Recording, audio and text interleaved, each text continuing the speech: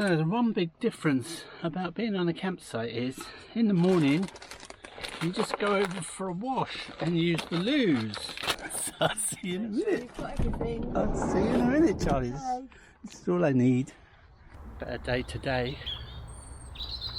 I'll be honest, I don't miss staying on campsites. I much prefer to wild camp. Now let's see if the showers are open. Supposed to be open today, but they're not. Apparently the site are opening them at 10 AM, which is probably just after everybody needs them.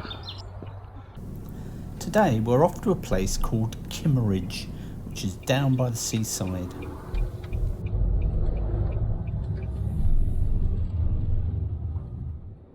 The closer we get to the coast, the better the weather is looking.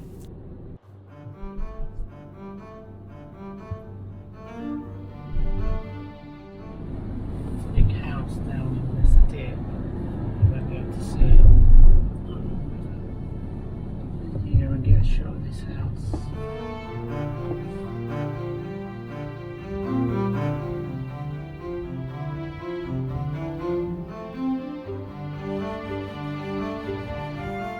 This is Creech Grange, a Grade 1 listed private house at the foot of the Purbeck Hills.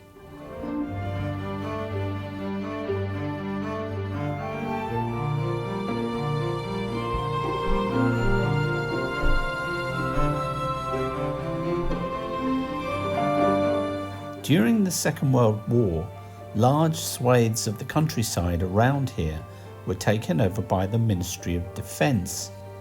It was supposed to be returned after the war, but the Ministry of Defence kept it, and as you can see by the red flags, it's still used today as a military training ground.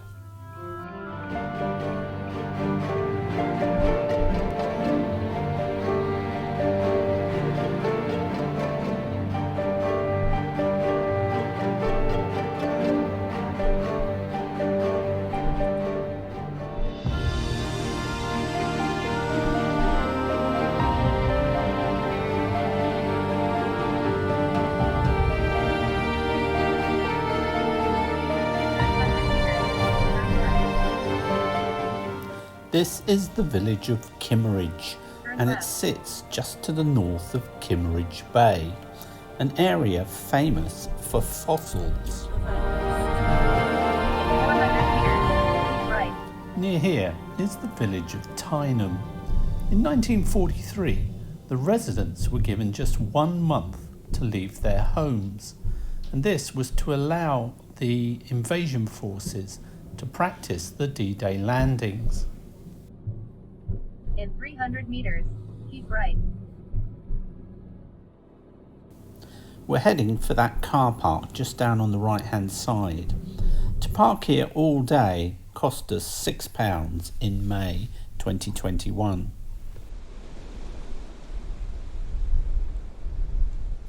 Just behind the van, a bird of prey swoops to catch some unfortunate prey.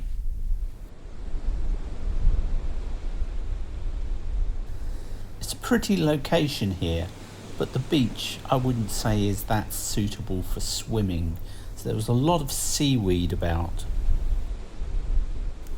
Those helium balloons certainly end up in some unusual places. The Fine Foundation Wild Seas Centre is down there, and they have a snorkelling nature trail.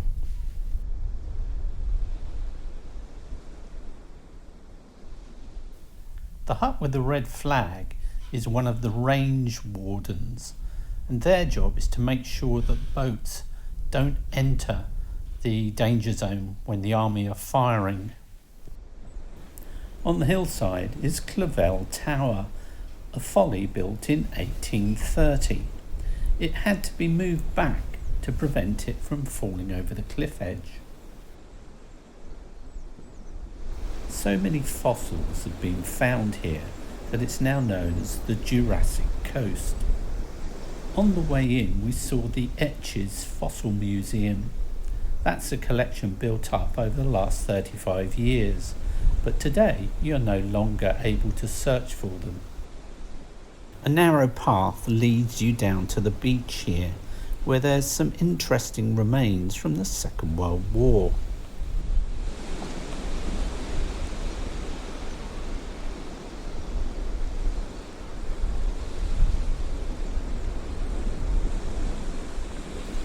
Over thousands of years, animals have died and their remains have been buried within these cliffs.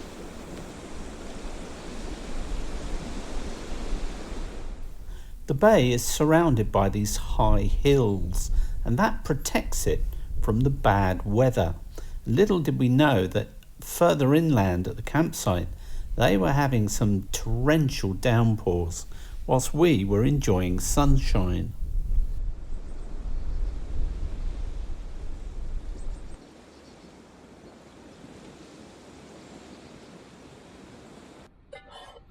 So what soup is this, Chutney? Mulligatawny with added mixed beans. I like the soup. After a nice lunch, we set out for a walk along the coast. Outside the loos, I met a man who told me there was a baby owl being fed in a tree up here on the right-hand side. We watched for quite some time, but we never saw the parent coming back to the nest, so we're never sure if we were looking in the right spot.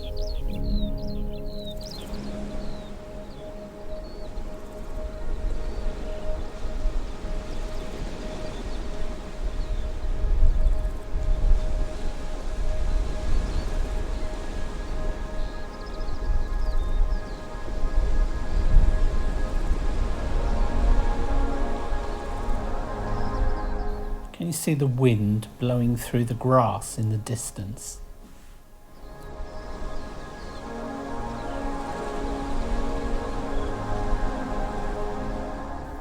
Not really sure what this is. It could be a buoy or an old mine. I take my hat off to the surfers using this beach, because getting into the water is not particularly easy with all these rocks.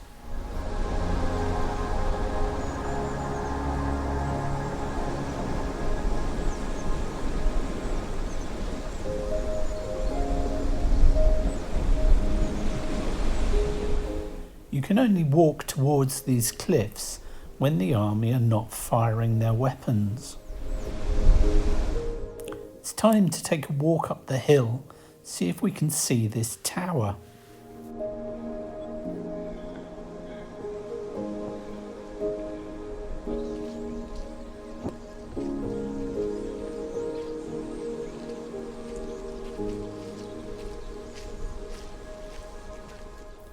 Well, you can see it, but you can't go inside it.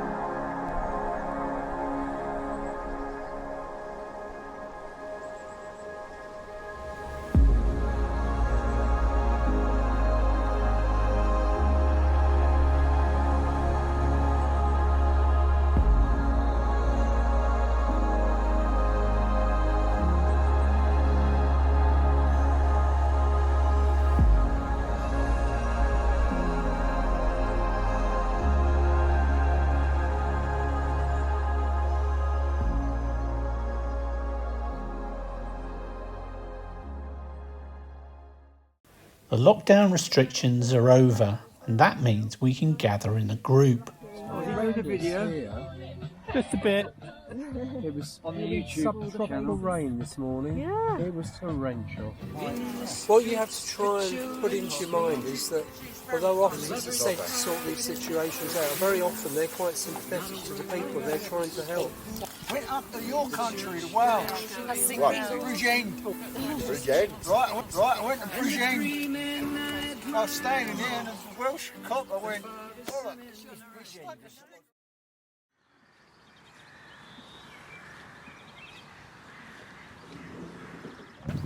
It's the last day of the meetup, and today we all go our separate ways.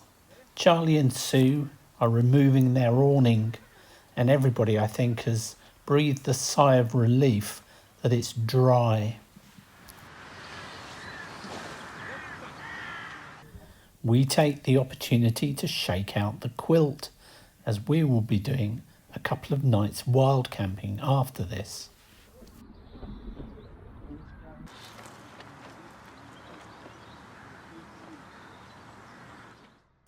Can you believe it? Spent all this money on learning how to make coffee, and I've just been diagnosed with a throat condition that means I'm not allowed to drink it.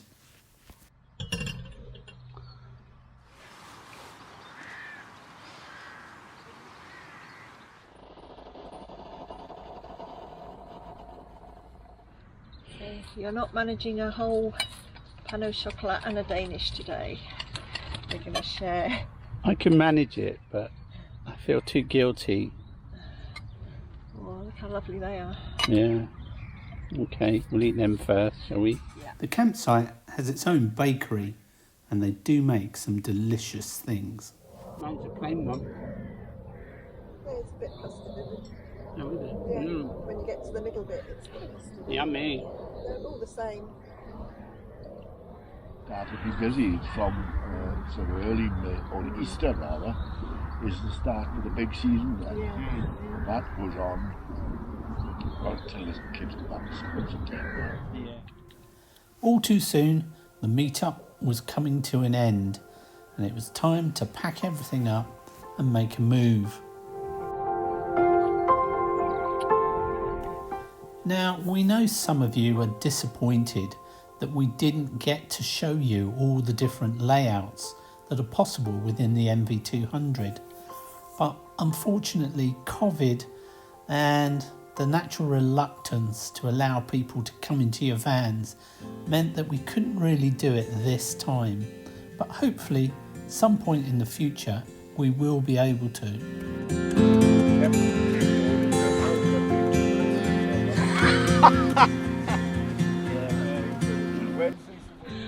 Come out, we know you're in there. You can't hide. This is getting ridiculous now, Christian. You know why I'm in here? What's going on? Oh, is it? Oh, no. Well, hang on, this is the last outing, isn't it, for this? You've got the new one now. I've got a new one Got- coming. Yeah, new one's coming. I'll have to get this stitched up. Yeah, goodbye. See you, matey. Have a nice one.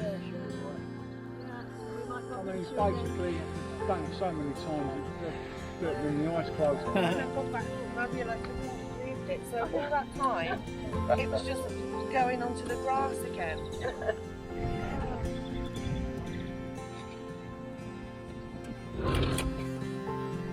Come on then, give a smile. 1, 2, 3, cheers!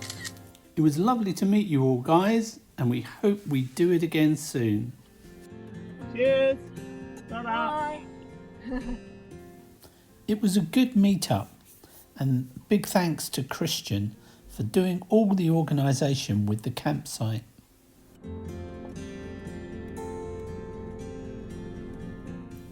We're on the hunt for some LPG gas, and this BP station is supposed to have some, but unfortunately when we pulled in, it was not in use.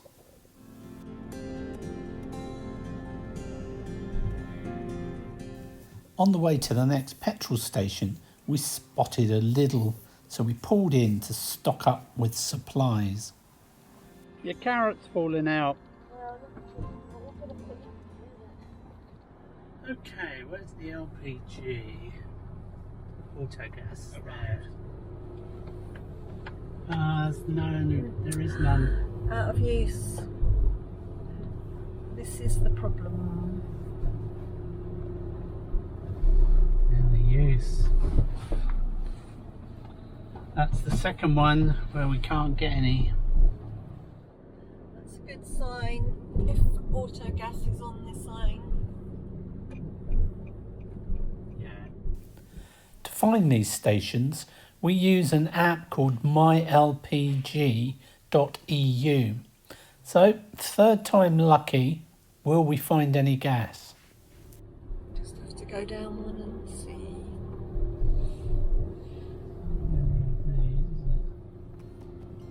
Here. LPG. That's a lucky guess.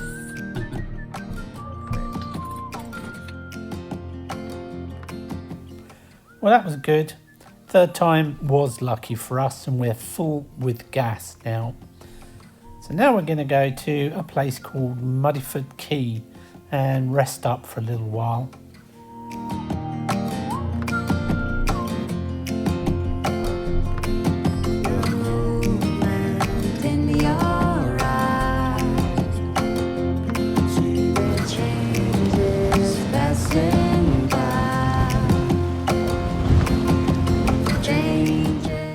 Mudeford Quay is a beautiful little place to spend an afternoon.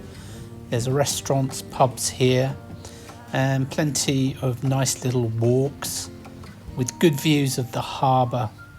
And on a better day, there'd be a lot of boats coming in and out of the quay.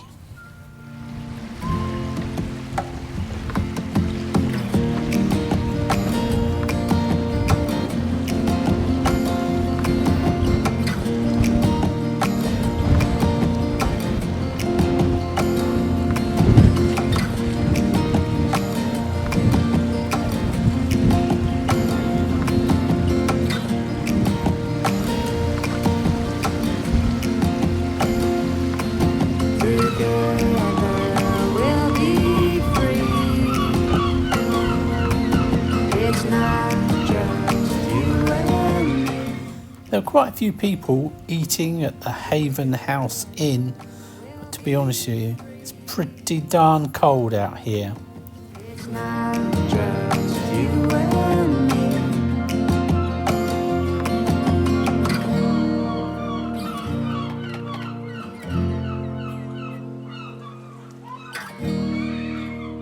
If you enjoyed the video, please give us a like and hit that subscribe button for more adventures from the Little Red Camper.